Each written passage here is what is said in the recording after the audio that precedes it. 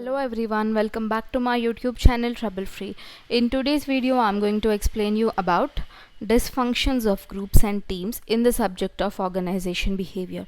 In this video we will basically learn what a dysfunction is, what are the possible dysfunctions a group or a team can have, and what are the aspects of effective teamwork, what are the reasons because of which the teamwork may fail and all. Okay. So first let us start with what a dysfunction is. What is functioning? Doing some work or doing appropriate work is called functioning, right? Suppose you bought a washing machine. What is the function of the washing machine? To wash the clothes. If it is washing the clothes properly, yeah, it is functioning well. You bought a AC. What is the function of the AC? To cool the room. If it is cooling the room, yeah, it is functioning properly. Then what do you mean by dysfunction? Dysfunction is nothing but the function is not done properly. That is, the device or something, device or a person or whatever it is malfunctioning. It is not doing its appropriate task. Okay, so in case of groups and teams, what do you mean by dysfunction? Means it is not doing its task perfectly or properly. The group or team will have a particular goal, right? There will be some reason for which a group is formed or for which a team is formed. If the group or team are not doing their work properly, then it is called as dysfunction. So let us see what are the possible dysfunctions. First is inattention to results. That is, they are not bothered about the result. What is the end result, whether it is coming in our favor or not? They are not concerned about results. They are not thinking about results.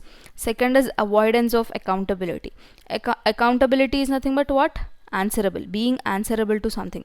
Suppose if you are doing something as a team, if you're doing something, you should be answerable to your professor. If your professor walks in and asks you at any time what you people are doing, then you must be able to answer them.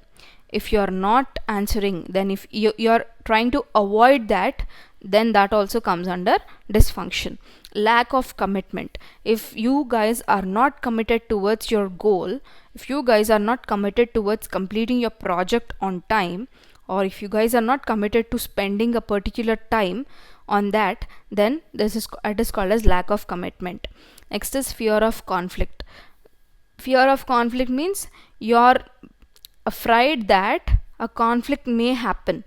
You're always bothering that some conflicts may happen in the team. Okay, then that is also coming under dysfunction. Absence of trust. If there is no trust among your group members, then that is also comes under dysfunction. Okay, so if a team or a group is having any one of these features, then it is called as dysfunctioning. That group or that team is dysfunctioning. Any one is enough to say that it is dysfunctioning. Okay, so guys, I understand this subject is very theoretical. Just bear with me. Just try to remember as many things as you can, or at least try to understand the basic concepts so that you can write something on your own. Okay, yeah, let's go further. And before that, if you have not subscribed to my channel yet, consider subscribing. And yeah, let's go ahead. So what are the aspects of an effective teamwork? So till now we have seen why a team or a group will dysfunction. So what are the different things that will lead to dysfunctioning? Now let us see what are the different things that will lead to effective functioning of the groups or teams. Commitment and trust. Commitment means, staying committed. That is, if you guys decided to complete a piece of work today, you have to complete it at any cost. Okay, and trust. You know what is trust, right?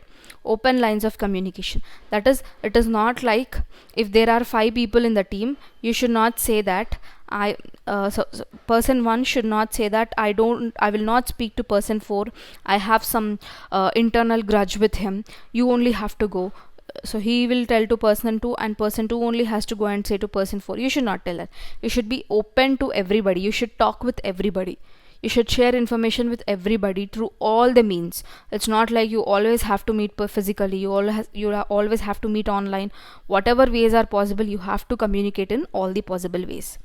Diverse capabilities. That is, everybody in the team has to have different types of capabilities. If one person is good at coding, okay, the other person should be good at testing, the other person should be good at documentation, the other person should be good at collecting the data, the other person should be good at communication, presentation. So all those different capabilities should be there in the group. Okay. And adaptable to changing conditions. The conditions may not be the same all the time, right? Sometimes there will be good conditions, sometimes there will be bad situations, sometimes situations keep on changing. You should be able to adapt to that condition. You should have confidence that you can do something, and there should be freedom in the team. Like everybody has to have their own freedom so that they can do whatever, like not whatever they want, at least they can express their ideas or what, like that.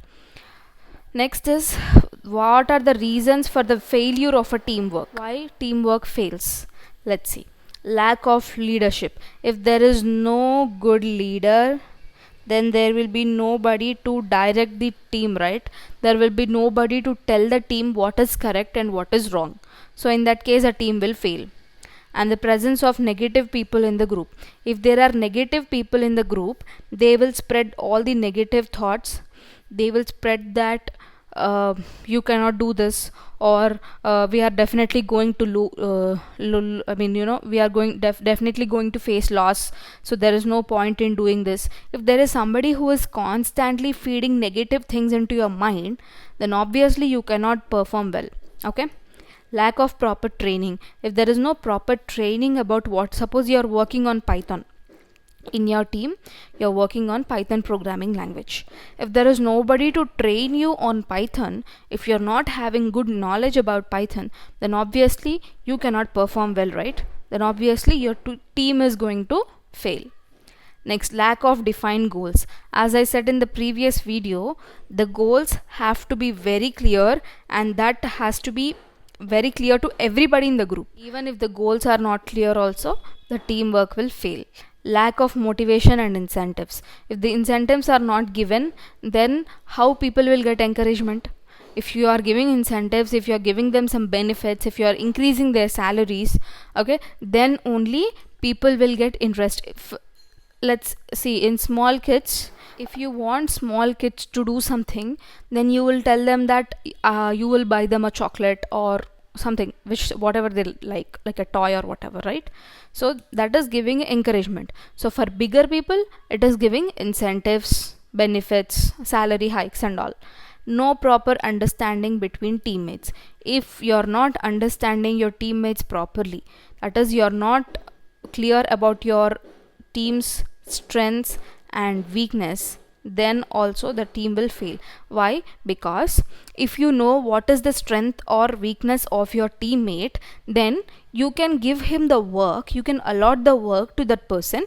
In whatever field that person is good, you can allot that work. In whatever field that person is weak, that work can be allotted to somebody else, right? So if you give someone a work in which he is weak, then can he perform properly? No. That will obviously lead to time waste, resources waste and everything, right? So in whatever aspect a person is good, you can give that person that work. Next is fear of failure. If you are always thinking about failure before it happened, then also you cannot do anything. No enough group collaborations, that is group meetings, outings. Like if you go out with your teammates, if it is a formal group or informal group or whatever it is, if you're going out, you're spending some time with each other, then you will understand them better. If you're not understanding them better, then you cannot work properly with them. You can work, but you cannot work efficiently with them. Okay, so group collaborations, group meetings, going out together, spending time together, having lunch together, all these things will help in improving the performance of the group. Okay, so this is all about this video, guys. As I said, it is more of theory subject. Be little patient and learn. Let's meet up in the next coming video with another topic. Thanks for watching.